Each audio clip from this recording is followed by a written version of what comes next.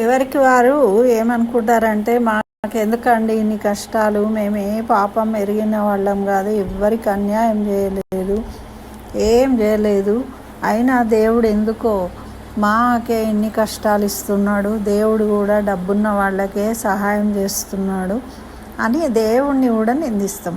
మనుషులనే నిందించడం కాదు. కానీ మనుషులు పాపాలు ఎలా చేస్తారో తెలుసా? 3 రకాలు చేస్తారు. మనస, వాచ, కర్మణ. అంటే మనసుతోని ఆలోచించడం చెడుగా, మా వాచ అంటే మాటల ద్వారా, మరి ఇంకా కర్మ అంటే చేతల ద్వారా. ఇట్లా 3 రకాలు చేస్తారట. దాదాపు రోజుకు 10 రకాల పాపాలు చేస్తారట. అవి ఏంటివో తెలుసా? ఈ దేశ పాపాలు అంటే పరుషంగా మాట్లాడడం కూడా ఒక పాపం అంటే వాచిక అన్నమాట. మరి అబద్ధాలు చెప్పడం, చీటికి మాటికి చిన్న చిన్న వాటికి ఏముందులే అనుకుంటే ఎన్ని చెప్తూ ఉంటామో మనం. అసంబద్ధమైన మాటలు మాట్లాడడం, ఒకదానికి ఒకటి పొంతన లేకుండా మాట్లాడుతూ ఉంటారు కొంతమంది. అది కూడా పాపమే.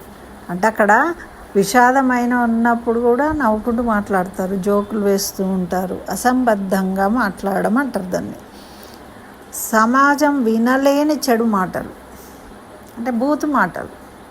మనం కరెక్టే చెప్పాలంటే అసలు తల్లిదండ్రులు వినలేని మాటలు తల్లిదండ్రుల ముందర మాట్లాడడం, అక్కచెల్లెళ్ళు వినలేని మాటలు అక్కచెల్లెళ్ళ ముందు మాట్లాడడం, అలాంటి మాటలు మాట్లాడడం కూడా పాపమే.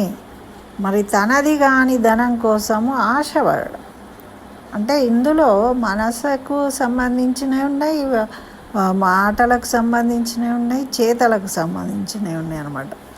వస్తువులపై వ్యామోహం పెంచుకోవడం అంటే ఆ వస్తువు మనకు దక్కేదాకా దాని అందే మన మనసు లగ్నం చేసి ఎంతకైనా తెగిస్తాం అన్నమాట, అది సొంతం చేసుకోవడానికి. ఇతరులకు ఇబ్బంది పెట్టే పనులు, ఇతరులకు చెడు చేయాలనుకోవడము. చిన్నవే ఉంటాయి. పాపము అన్నం తింటూ ఉంటే అబ్బాయి ఇది ఎట్లుంది, ఎట్లా తింటున్నావు నువ్వు అంటారు. అంటే తినేవాడు ప్రశాంతంగా తింటూ ఉంటాడు కదా, వాడికి ఎంత బాధ అవుతుంది. వాడు అన్నం పరబ్రహ్మ స్వరూపమని కొంతమంది అన్నానికి ప్రసాదంగా భావించి తింటారు, పడేయకూడదని పాపం.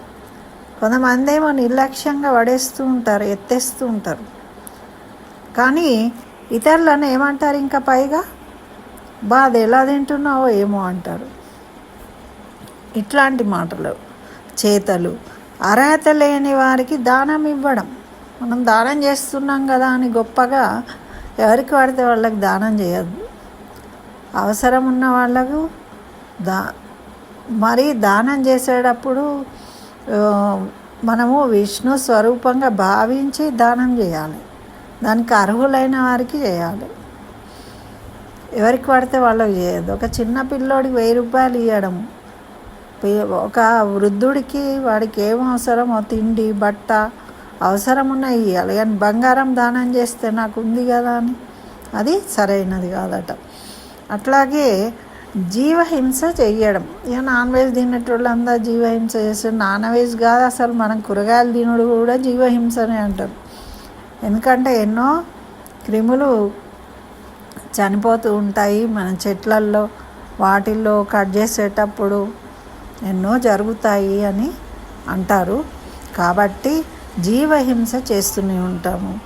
మరి వ్యభిచారం వంటివి చేయడం అంటే ఇతర స్త్రీలను మోహించడము, కోరుకోవడము, ఇవి అన్నమాట. ఇలాంటివన్నీ కూడా పాపాలుగా పరిగణిస్తాయి. కాబట్టి మనము ఆలోచించుకోవాలి, మనం రోజు పొద్దున్న నుంచి రాత్రి వరకు నిజంగానే ఇట్లా చేస్తున్నామా, ఏమేం చేస్తున్నాము అని. అప్పుడు చెప్పాలి, మేమేం పాపం చేయలేదండి, మాకెందుకు కష్టాలు అనుకున్నాం.